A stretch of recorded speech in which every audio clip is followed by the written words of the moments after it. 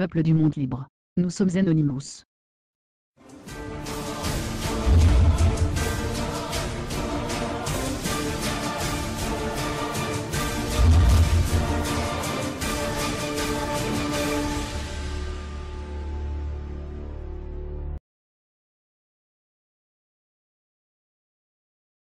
Albert Piquet et le plan luciférien de gouvernement mondial.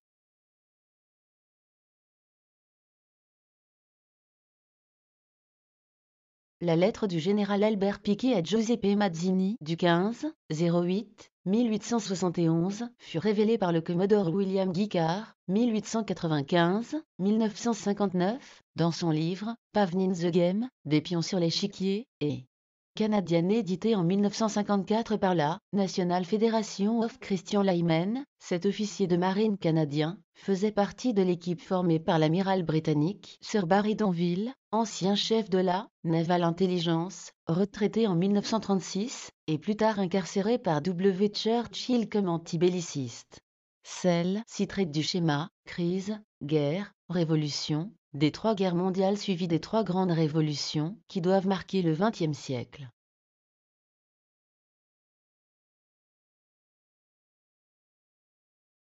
L'objectif recherché derrière la mise en œuvre de trois guerres mondiales.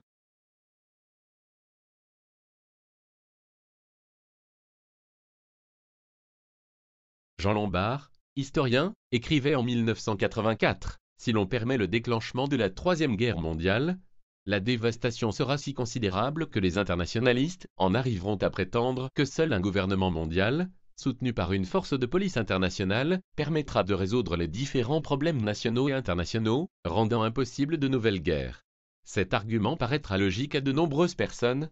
Oui, tout le plan vise cet unique objectif, imposer un nouvel ordre mondial avec sa religion universelle, le culte de Lucifer.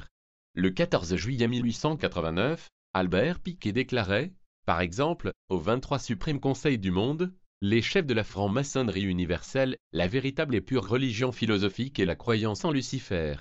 The Freemason, du 1935, la Première Guerre mondiale devait permettre aux Illuminati de renverser le pouvoir des tsars en Russie et de transformer ce pays par la mainmise du communisme athée. Les divergences, naturelles, attisées par les agents des Illuminati entre les empires britanniques et allemands devaient servir à fomenter cette guerre. Le conflit terminé, le communisme devait se constituer et être utilisé pour détruire les autres gouvernements et affaiblir les religions.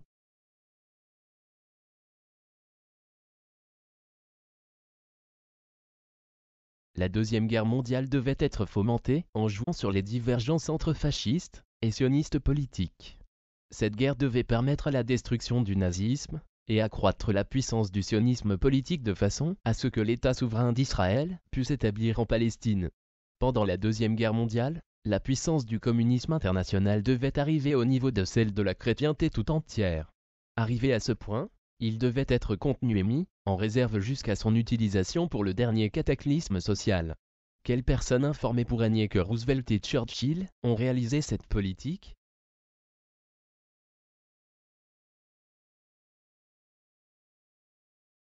La Troisième Guerre mondiale doit être fomentée en utilisant les divergences que les agents des Illuminati attiseront entre les sionistes politiques et les dirigeants du monde musulman. La guerre doit être menée de telle manière que l'islam, le monde arabe y compris la religion de Mahomet, et le sionisme politique, y compris l'État d'Israël, se détruisent mutuellement. Dans le même temps, les autres nations, une fois de plus divisées entre elles à ce propos, seront forcées de se combattre jusqu'à un état d'épuisement complet, physique, moral, spirituel et économique.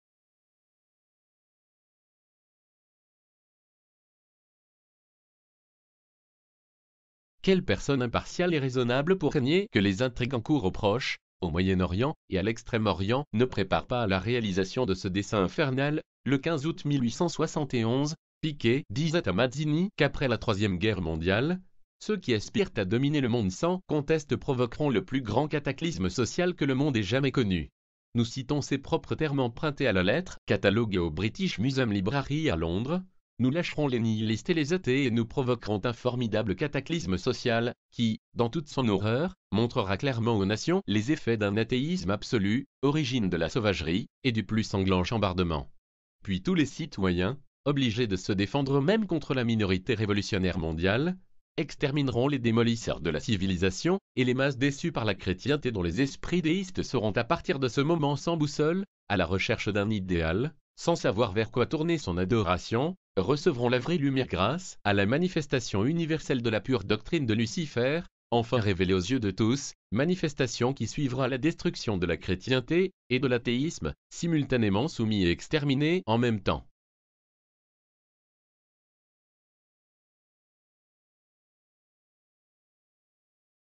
Pouvons-nous désormais continuer à fermer les yeux?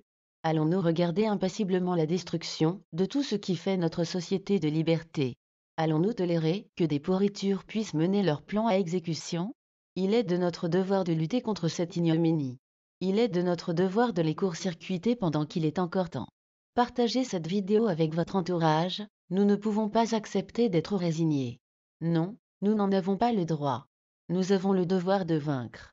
Nous sommes Anonymous, nous sommes Légion, nous lutterons sans faille jusqu'à notre dernier souffle, nous combattrons le mal pour un avenir meilleur. Comptez sur nous.